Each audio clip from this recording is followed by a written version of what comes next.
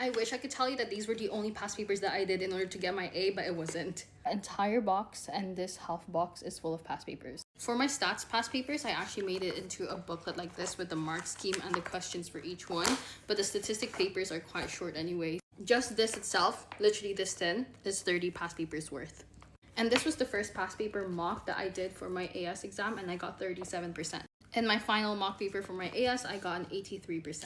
I'm at my parents' house right now, and I'm able to see all of the stuff that I used to do. I have recycled the majority of it already, but I found a few things that I could show you guys. All of this was before a time where we even had apps. Like Save My Exams was still free at that time, didn't have that much questions. Physics Math Tutor was, I think, only new. We don't have anything else. There was no Medley AI, there was no ChatGPT, none of that. I didn't even have an iPad. This was the textbook that I used for chemistry, and you can see how thick it is. There was a front page at one point and a back page, a cover for it, as I would call it, but it's fallen apart, as you can see.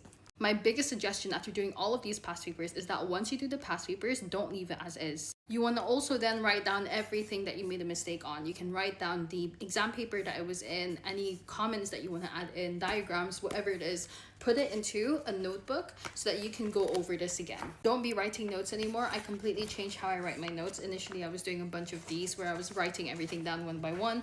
Then I actually used summarized notes online, which also didn't actually work too much because I was just highlighting things without knowing what I was reading. And finally, I made cheat sheets like these. This one was probably the most effective for me. What I do is I put a lot of diagrams, tables, as you can see here, diagrams, put a lot of flow charts, a lot of diagrams. It's easy when you can visualize it because then you can memorize it easier. Humans in general are just better at memorizing visuals than anything else. So yeah, would you ever do these much past papers?